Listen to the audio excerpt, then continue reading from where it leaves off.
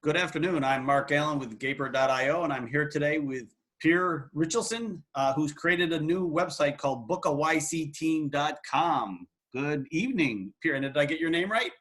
Yes, that was correct. You're one of the Wow. very few Americans who are able to spell my last name. So I usually go with Rich because it's the first four letters, but that was perfect. Thank you so much. You're welcome. I forgot to ask you beforehand how to pronounce it. So can you share a brief background of yourself and your work experience? Yes, so I'm the CEO and co-founder of Mage. The website is magemarket.com, and it's basically a marketplace to buy and sell collectibles. And we started selling magic cards, which is probably ringing some bells for some of the listeners. But for those who don't know, it's a trading card game, sort of like Pokemon cards and Yu-Gi-Oh cards, but more like targeted towards more older people, so like adults. And we've done that for the last 4 years, but unfortunately we had to shut down the project about 2 months ago when the whole Corona crisis kicked off, because the main thing you do with these cards is you play first on big events. So you travel a lot and play in huge event halls. And second, you play these things in like local game stores, which all have closed because of the shutdown. And then if you don't even play in these stores, you meet strangers over WhatsApp, and then you go to their house and play in their kitchen. So all of these things basically are completely frozen for unknown period amount of time. And we've instantly saw that in our revenue. We had to make this decision to pause operations. And that's why I'm here. So I now want to connect founders who are in the same situation like me, who have somehow lost all revenue in a week or two, to connect these kind of founding teams, like smart, ambitious teams, with other companies. So BookAYC team is basically a matchmaking website to help founders, like I don't want to call them struggling founders, but founders who are in a position to shut down, with other companies, whether it's startups or corporations, to work on side projects. Very nice. That's actually very altruistic. You're basically helping the development community in a time of crisis, right? Yeah, so this is primarily targeted towards YC founders because that's the network I'm most connected with at the moment. But we do have some ideas to expand this to other alumni. Let's say teams that have been laid off. Well, just recently at Airbnb, 2 people from Airbnb reached out to me to also enable hiring Airbnb teams, like core teams. Like the idea is always to have minimum of 2 people, which is one of the big differences to Upwork or Fiverr, where it's only a single freelancer. The whole idea is to have a fully functioning squad to work on day one. So you have a product designer and an engineer, but you only have one invoice, and they know what they're doing because they've worked for 4 years together. Very interesting. So that makes the next question interesting. What has been your experience with remote employment? Yeah, so well, running Mage, it's a cross-national. Like we have a German company and we have a US company. I spent 7 months, or about 6.5 months in San Francisco and Silicon Valley to fundraise, incorporate, do the YC program the first 3 months, and then also fundraise and close deals. So I'm definitely in this. We've been in this situation to go remote just because of geographical challenges, because we have the engineers in Germany. But then coincidentally, one of our head engineers got a baby and he moved to a different city. So that's where basically this whole story became also a part of the culture, because it wasn't the constraint of geographics, it was actually by choice. So that's where we fully went into like, hey, how can we, because it was quite early still in our company at Mage. So we decided to go async. We uninstalled Slack. We went through to like threaded systems, sort of like a more like right now we use Basecamp, which is very old, but it does its job well, and I'm very happy to use it. But there's also like is a good messenger to be async, and then also installing like these time like the time zone clocks. Like I have a tiny clock that's telling me all the time zones of everyone, which is Mm, really cool to just know when can I reach these people. So that's my experience being fully remote. mm, interesting. And I'm assuming bookaycteam.com is fully remote also, right? Yes. Yeah. So when we decided to pause operations, we tried to get out of our office lands at least as fast as we could because it's not operational.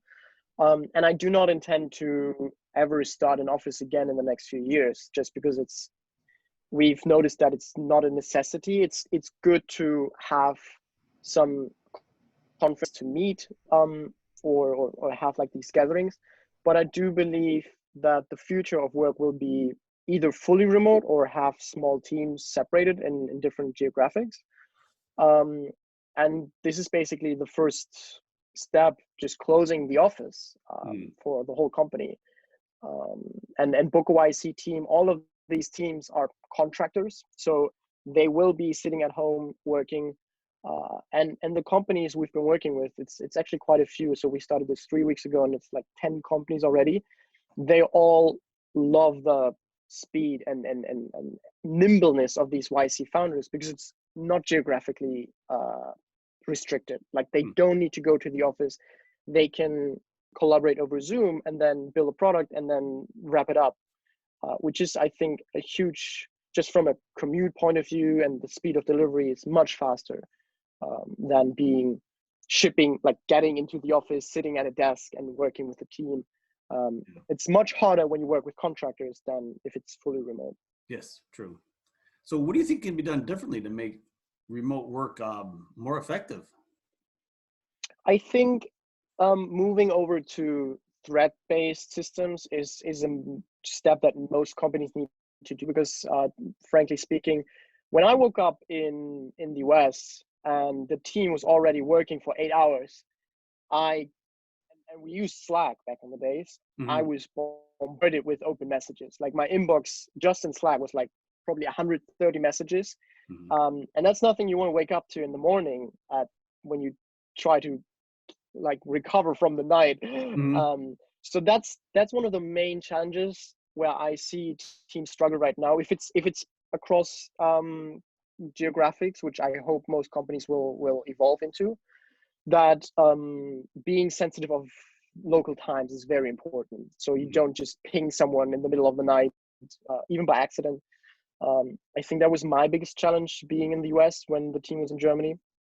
And then also I'm not a huge fan of these weekly or 2 times a week Zoom meetings because again, it requires everyone to be synced in the same time. And most of the meetings can be done in a good written blog post, like internal blog post, like intranet blog post, and with some visuals, etc. Prepared. Usually, it's less time actually to Mm. write a coherent sentence and a coherent blog post than doing this meeting and extracting everyone's like half an hour. Like if you multiply 8 people by half an hour, that's a lot of time you spend on just telling someone where you could have just written a blog post and that would be only 30 minutes of your own time. Hmm. So I think one of the biggest challenges will also be like the Zoom fatigue we all already experience. And it should be treated as the last resort to speak to someone. And I do think the one-on-ones are much more important than the group calls. Mm. It's interesting. I think you're the first CEO that's gone away from Slack. A lot of people have learned about Slack during this period. Yeah, which is weird. Yeah. Frankly speaking, even Slack says they're not really a remote, like Right. by now they must be saying that just to drive sales, but from its core mission, it was never meant to be cross time zones. Like Right. it just wasn't meant to be. It was more like a people were on Telegram and Slack and WhatsApp chatting, and that was the replacement. And WhatsApp and Telegram are also not good for async work. Yeah. I've always um, yeah. I've always told people that Slack was a tool built by developers for developers. Most likely, yeah, in the same room, Yes. who don't want to talk in person. Yeah. Or they don't want to walk down the hall. Yeah, exactly. Well, actually, if you think about a big company and there's 2 or 3 floors, that's already a remote company. Like Right. you're not in the same room. Like Hmm.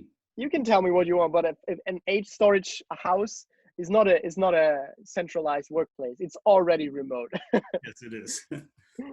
So what is the story behind bookaycteam.com? I mean, you did obviously put this together recently. What was your thought process?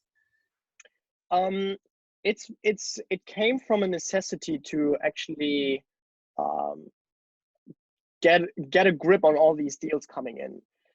Like when I announced the shutdown of my company, I sat in the internal YC forum that I might be looking to do some contract work, and I posted actually a redesign of the YC forum as a exercise. I did that on the weekend because I was using the YC forum so much, and there were so many things I would do different, that I just posted it and said, hey, this is something I don't have a portfolio as a CEO for 4 years. I don't do side projects, Mhm. but this is something I've done recently. If you want to work with me, please ping me. So there's so many people reaching out that I just couldn't actually do all these things. And then I've noticed that a friend of mine or a YC batch partner also announced a shutdown. So my brain was just connecting the dots of saying, well, there's definitely more people in my shoes who are in the travel industry, who are in the catering industry, who are in the restaurant business, who just there's nothing you can do. It's just a new reality, and either you pivot or you shut down or you try to keep your engineers busy and try to wait, um, because you don't really want to like uh, lay off the team and rehire them if you really think this is going to be recovering. Mhm. And I think a good middle strategy is to just have the team work on other projects, and maybe you can even turn an engineer, which is a monthly cost, into an actual profit. Like if you pay that engineer whatever amount of money, but he can make that on a contract basis in a different team, and make some profit, then it's a great way to not only extend your runway but actually have some, even if it's a small amount of profit, um, to keep people Mhm. on the team and not to lay them off. So that was the whole idea. And I just built a simple landing page with 2 type forms, one for incoming contacts, one for incoming listings, and that has evolved into I think almost 7 teams who have signed up in the last 2 weeks, and 2 hands of companies reached out. Wow, that's fascinating. So, I mean, the pandemic obviously had a huge effect on your company. Yeah. Were there any like things that surprised you about bringing this new website to market that you didn't expect? Well, I do it. So the website is non-profit for now. I don't charge a commission for the intro like Fiverr does. Fiverr, if someone does a contract on Fiverr, Fiverr earns 5%. And I don't know. Yeah. So the unique thing I've noticed that so Book YC team is not something I make revenue with. It's just something to cover this problem. However, there's quite a few companies, well, not companies, but alumni groups, let's say Techstar or 500 companies, or like these really dense networks where there's the same problem. Like everywhere, companies will be shutting down or pausing. It's just the industry, it's just the economy, and all of them have these issues. So I think what surprised me is that I thought this would be a YC only ish type of problem, um, because people hire book a YC team because they want to work with YC founders, right? That's the whole Mm. premise. But talented, ambitious founders everywhere. There's talented, ambitious founders even within Google or within Airbnb, who might not want to take the risk instantly to build their own company, but who would be willing to work on a contract basis, sort of as a freelance Mm. business. So that's something that surprised me, that there's actually so much more demand for this type of solution, or for this type of problem, outside of YC, and I never expected this. Yeah. And it's interesting. your product and Gaper really are in a similar industry. We're a for-profit and you're not. I think that's the only difference, right? Because Yeah, and I think I don't really have a goal to monetize this anytime soon. The way I'm using my own product right now is to do contract work. Like I'm more in a position to look at the contracts, try to see if I can do them, and then if I don't, then I'm going to forward it to someone who I know is capable of doing that. And then obviously when my time is fully booked, then all the incoming contracts will go to another team. Like me personally, I'm looking to just have some savings and try to make some money in this current environment and help out founders. Like that's the highest priority. But I think this is more like a temporary, let's say, project until I find something that I want to work on again as a full-time CEO. Yeah. So as long as you brought it up, what are your technical skills? So if anybody that's watching might want to hire you. If you want to work with me, go to bookycteam.com and you can scroll to the bottom. I'm primarily working with React, with Next.js. It's something I really like working with.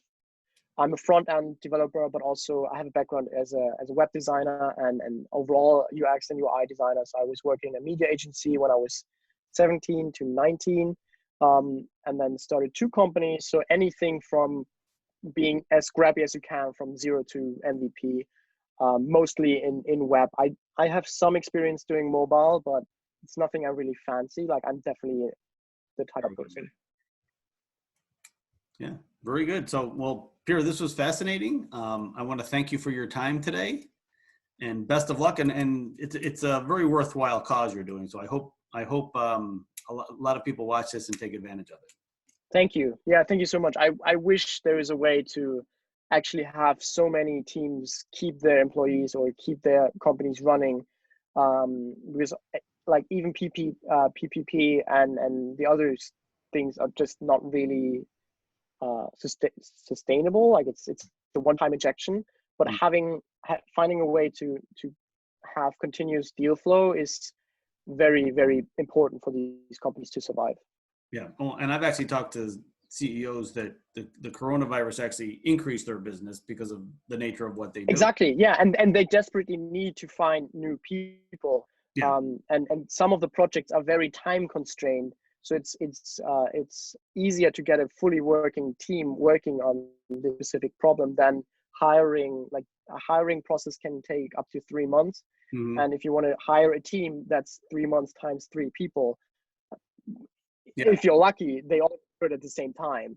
Right. But that's a risk that a lot of companies cannot do. So we get a lot of like very small projects coming in that are really time intense and like urgent. And I think that is the best project for YC founders because they also don't want to commit too much time, but also for the companies that they don't need to hire like good engineers for it. Yeah. All right. Well, thank you again and have a great night.